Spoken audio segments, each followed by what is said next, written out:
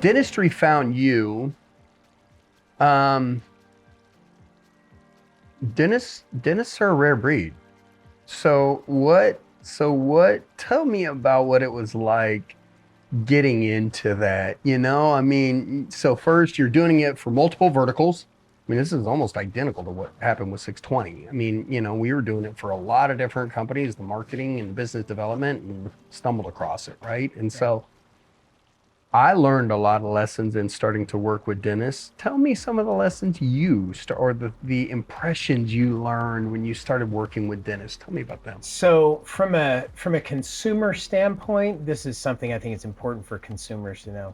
Dentistry is a tough business to be in from a psychological standpoint. When you think about it, every day consumers, patients walk into a dental practice and one of the first things they say is, I hate the dentist. Mm-hmm. Now, what other profession, except for maybe attorneys, gets that as their opening greeting? It's like, I hate you. I mean, it's not a great, Yeah. not a great opening. And because of that, dentistry in general tends to really step over itself, and rightfully so, to make it a great experience for the patient, make it comfortable, all of those things, right? That's what they do.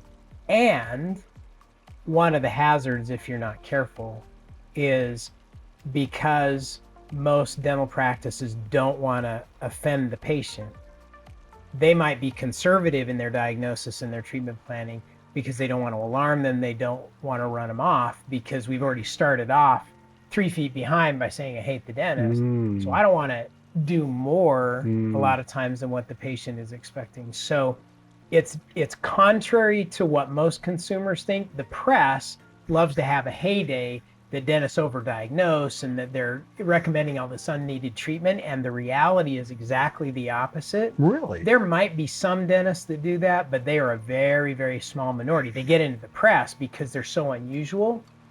But I'm not going to say the vast majority, the vast number of dentists are very conservative in their approach, want to connect with the patient, really earnestly want to do what's right, and many times don't necessarily tell them everything that is necessarily possible, right? Mm, So that's the piece of it where creating an environment where the dentist can speak openly and lay everything out on the table so the patient can make the right choices for themselves, that's one of the keys.